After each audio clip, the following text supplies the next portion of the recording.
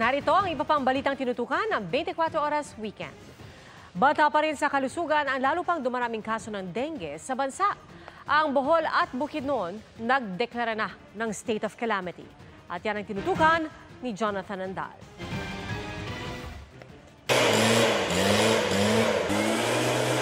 Mula sa mga gilid-gilid ng bahay, taniman, hanggang sa mga lugar na posibleng pangitlugan ng lamok, pinauusukan. Hakbang yan kontra dengue ng mga lokal na pamahalaan. Sa Cebu City, batay sa datos ng City Health Department, 597 ang dengue cases mula Enero hanggang unang linggo ng Setyembre. 8 sa mga ito ang nasawi. Dahil dito, inarekomenda ng Cebu City Health Department na isailalim sa state of public health emergency ang lungsod. Bukod sa fogging, nagbahagi rin ng treated nets laban sa mga lamok sa mga paaralan. Sa Aklan, mahigit 200 bagong kaso ng dengue ang naitala mula August 25 hanggang 31.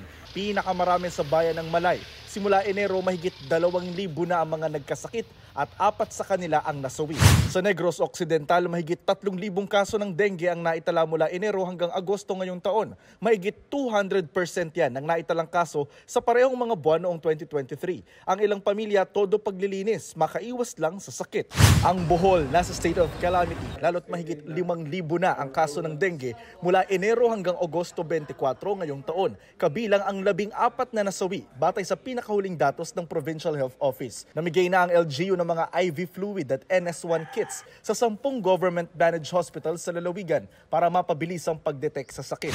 State of calamity na rin dahil sa dengue ang Bukidnon. Mahigit 5,000 ang kaso roon sa 2 lungsod at 19 na bayan, kasama ang 17 ng nasawi base sa Dengue Outbreak Investigation Report ng probinsya. Para sa GMA Integrated News, Jonathan Andal, nakatutok, 24 oras. Sumiklab ang sunog sa isang storage at industrial facility sa Barangay Potrero sa Malabon. Ayon sa BFP, pasado alas 3 ang hapon sumiklab ang apoy na umabot sa ikatlong alarma. Damay sa sunog ang 2 sasakyan nakaparada sa harap ng imbakan. Inaalam pa ang sanhi ng apoy at halaga ng pinsala.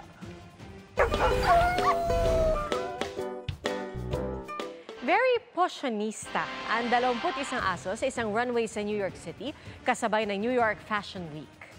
Bigay todo ang pagrampa ng mga fur baby. Ang kanilang OOTD gawa ng ilang kilalang brand at designer. Rescue dogs ang kalahati sa mga rumampa sa fashion show na layong makalikom ng pondo para sa isang animal welfare organization.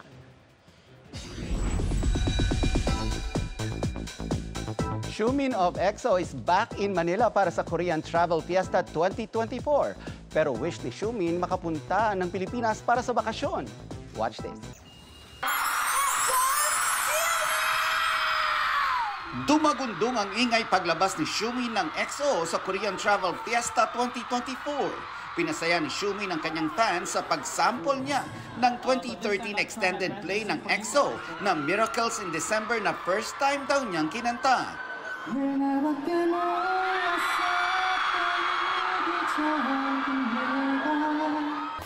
Hindi rin nabigo ang EXO-Ls sa inihandang performance ni Xiumin.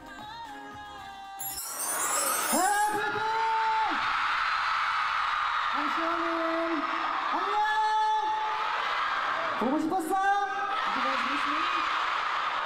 나도 I miss you too. July huling bumisita sa bansa si Xiumin pero ayon sa K-pop superstar, na-miss niya talaga ang Pilipinas. At tuwing pumupunta raw siya dito, gumagawa siya ng magagandang memories.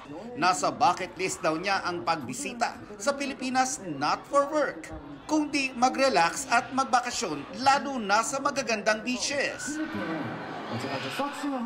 While searching for the destinations in the Philippines, I was able to find Palawan, and it was really beautiful sea because the color of the sea was emerald. So if there's any given opportunity, I would like to visit Palawan.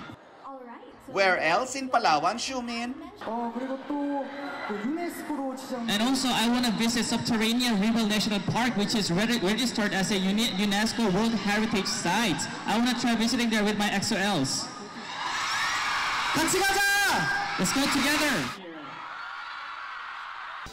Slaying on the runway si shining inheritance star Kailin Alcantara. All glam at fierce na rumampa si Kailin sa New York Fashion Week para sa Filipino designer na si Chris Nick.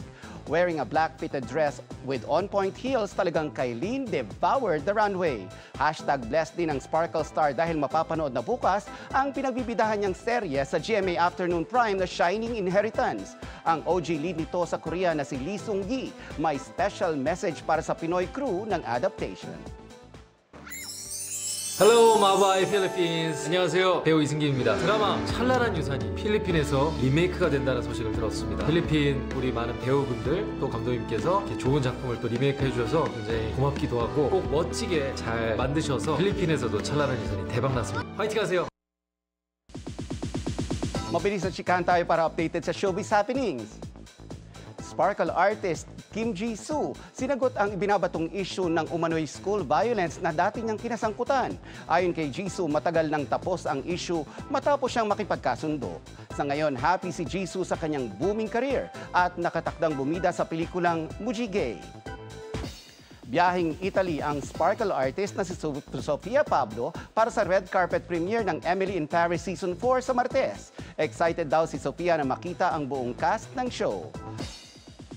Inilabas na ni SB19 member Josh Cullen ang kanyang debut album na Lost and Found. Inspirasyon daw ni Josh sa pagsusulat ng kanyang mga kanta ang mga past wounds at trauma na nagpalakas sa kanya. This month, nakatakda rin siyang magkaroon ng solo concert.